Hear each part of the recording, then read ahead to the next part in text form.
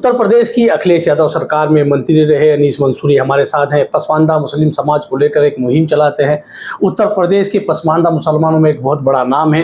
वर्तमान में समाजवादी पार्टी के राष्ट्रीय सचिव हैं। आज उनसे हम बातचीत करेंगे समाजवादी पार्टी के कुछ मुद्दों को लेकर, उपचुनाव, हरियाणा के विधानसभा चुनाव। अनीस मंसूरी साहब, सबसे पहले आपका खोजी न्यूज में स्वागत है। धन्यवाद। क्या रणनीति समाजवादी पार्टी की है? अभी हरियाणा में विधानसभा के चुनाव डिक्लेयर हो गए। समाजवादी पार्टी वहाँ कांग्रेस की चूंकि सहयोगी है, इंडिया गठबंधन की भागीदार है, तो समाजवादी पार्टी वहाँ कितनी सीटों पर अपनी दावेदारी कर रही है और क्या रणनीति हरियाणा में चुनाव लड़ने की है? देखिए, हमारे राष्ट्रीय अध्यक्ष आदरणीय अखिलेश यादव जी वो स्ट्रेटजी बनाने के बड़े मास्टर और माहिर माने जाते हैं।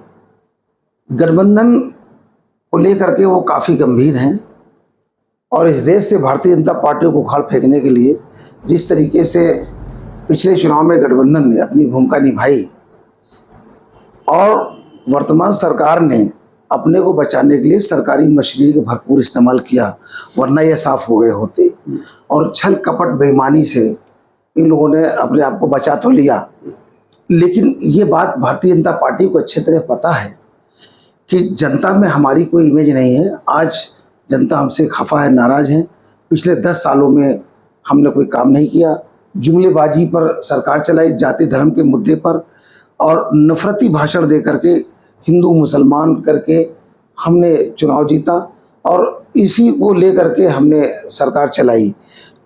तो हरियाणा में क्या एक रणनीति समाजवादी पार्टी? हरियाणा में समाजवादी पार्टी जो कांग्रेस गठबंधन की सहयोगी है और हमारे राष्ट्रीय अध्यक्ष जी कोशिश करेंगे कि हमारे राष्ट्रीय अध्यक्ष की मतलब नहीं कि हम जाएं और हम चुनाव लड़ें। वो चाहते हैं कि हरियाणा से भी भाजपा, हरियाणा से भारतीय जनता पार्टी को कैसे हराया जा सकता है? हम गठबंधन के साथ मिल करके, गठबंधन के लिए सपोर्ट करके उनके साथ हम प्रचार प्रसार करेंगे। अगर गठबंधन में कहीं समाजवादी पार्टी को भागीदारी मिलती है माननीय अखिलेश यादव जी को, तो वो अपने उन जो पाए हुए सीटों पर तो मेहनत करेंगे, उसके साथ साथ वो कांग्रेस के लिए पूरे प्रदेश के अंदर प्रचार करने का काम करेंगे ताकि गठबंधन की सरकार हरियाणा में भी अपनी सरकार बना सके। उत्तर प्रदेश की 10 विधानसभा सीटों पर उपचुनाव होना है। क्या रणनीति समाजवादी पार्टी ने बनाई है? क्योंकि 2024 के लोकसभा चुनाव में जिस तरह से भाजपा को कांग्रेस और समाजवादी पार्टी ने मिलकर रहा है, क्या समाजवादी पार्टी का ये जो स्कोर है जीत का एक बड़ा कांग्रेस पे बढ़त का, ये जारी रहेगा? देखिए, जो यहाँ पर विधानसभा के उपचुनाव हो रहे हैं, ये बड़े महत्वपूर्ण चुनाव हैं 2027 विधानसभा के मद्देनजर, और 5 सीटें भाजपा के पास है, 5 सीट हमारे समाजवादी पार्टी के पास है। निश्चित तौर से हम लोग और हमारे राष्ट्रीय अध्यक्ष जी 10 के 10 सीट जीतने के लिए एक अपना स्ट्रेटजी बना रहे हैं। एक अपने कार्यकर्ताओं के साथ में एक रणनीति बना रहे हैं कि हम यूपी में 10 के 10 सीट जीतने का काम करें। मतलब जो पीडीएफ फार्मूला 2024 के लोकसभा चुनाव में समाजवादी पार्टी ने अपनाया था, उसी पीडीएफ फार्मूला के तहत माननीय अखिलेश यादव जी काफी अग्रसर हैं और पीडीए को अपने साथ लेके चले, उसका हमें फायदा भी हुआ और आगे भी पीडीए हमारे साथ पूरी तरह से है और आने वाले दिनों में भी हमें फायदा होगा और इसी पीडीए की सरकार इस 2027 से बनेगी। हम लोग भारतीय जनता पार्टी को उखाड़ फेंकने का काम करेंगे। तो जो पिछड़ा वर्ग है एक तरीके से कि भारतीय जनता पार्टी का वोटर माना जाता था, लेकिन 2024 के लोकसभा चुनाव में अति पिछड़ा और दलित वोटों ने इंडिया गठबंधन को वोट किया है। तो ये अखिलेश यादव की रणनीति थी, समाजवादी पार्टी की रणनीति थी, इसको कायम रखने के लिए बराबर पीडी जो पिछड़ा दलित वोटर है वो समाजवादी पार्टी के पाले में आए, उसके लिए भी क्या कोई विशेष योजना? देखिए, काट की हांडी बार बार नहीं चढ़ती है। इन लोगों ने जो दलित और पिछड़े वर्ग के लोगों से वायदे किए, ये अपने वायदे पे खरे नहीं उतरे। अलबत्ता उन्होंने जो दलित और पिछड़े वर्ग के लिए पिछली सरकारों ने जो योजनाएं बनाई थी, उन योजनाओं को भी बंद करने का काम किया और रिजर्वेशन से छेड़छाड़ किया। कहीं ना कहीं इनकी सामंतवादी व्यवस्था को लाने की मंशा थी और इनको लगा कि हम ये तो तीसरी बार सरकार बना लेंगे, पूर्ण बहुमत की सरकार आ जाएगी तो हम सामंतवादी व्यवस्था धीरे धीरे लागू कर लेंगे। लेकिन भारतीय जनता पार्टी कह रही है कि हमने उत्तर प्रदेश में विकास किया है। 7 साल के कार्यकाल में भारतीय जनता पार्टी ने बहुत बड़ा विकास कार्य उत्तर प्रदेश में किया है। आप कह रहे हैं उन्होंने रोक दिया? देखिए, जो उन्होंने किया जमीन पे कुछ दिखाई पड़ना चाहिए ना, वो जुमलेबाजी से नहीं होता। हमने ये किया, हमने इतना नौकरी दिया, हमने इतना वहां रखा।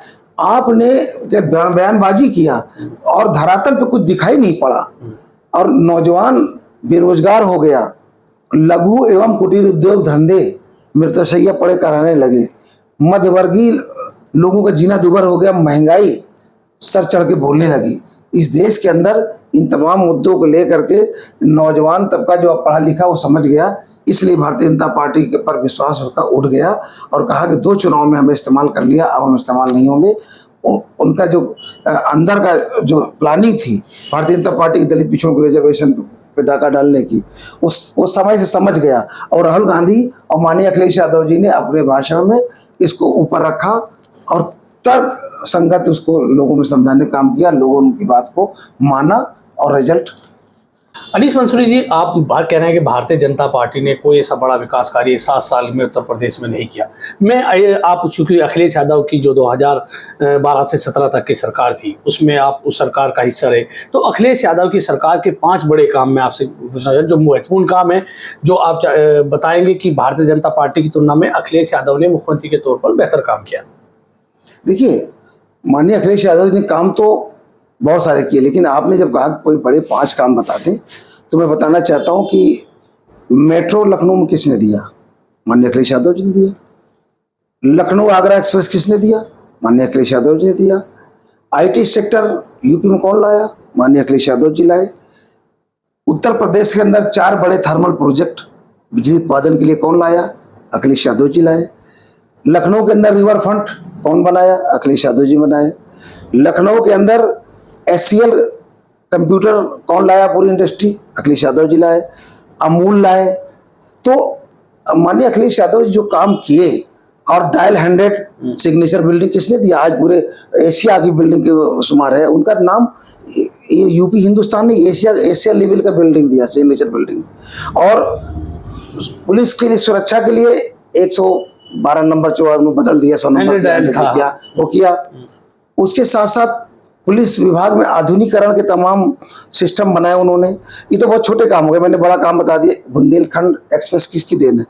फीता कोई और काटा, लेकिन बजट और सारा काम, जमीन का एक्विजिशन सब तो माननीय अखिलेश यादव जी ने किया था।